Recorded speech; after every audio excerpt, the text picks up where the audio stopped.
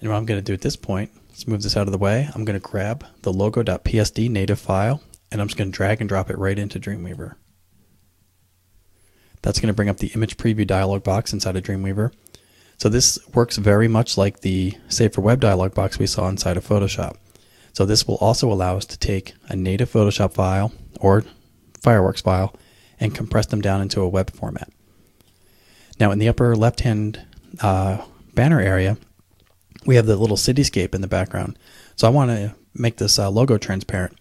And also you'll notice that the background graphic has a gradient. So what I did in Photoshop was made a darker square behind the left-hand side of the logo and a little bit of a lighter gray square behind the right-hand side. What we're going to do here in Dreamweaver is assign those colors to be transparent, and the edges around the logo are going to be matted to those individual colors. So this logo will actually look good against both sides of the darker and lighter area of the banner. So I'm going to choose the GIF file format. I'm going to come down here and choose the transparent colors, transparent color eyedropper. I'm going to click once. Let me zoom up here. I'm going to click once to assign the darker gray. I'm going to hold Shift, select the second color, and you can also see in the color palette, these two colors here inside of the GIF color table are assigned to be transparent. Let's choose OK. We're going to save this into the images template directory as logo.gif and hit save.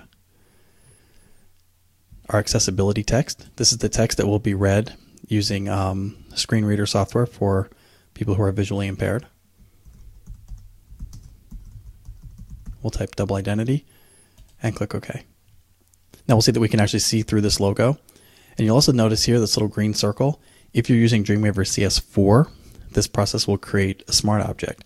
So if we go back to the Photoshop file and make a change, Dreamweaver will indicate that change by turning one of these arrows red. If you're using Dreamweaver CS3, the same process will work, but there's no live link between Dreamweaver and the Photoshop file.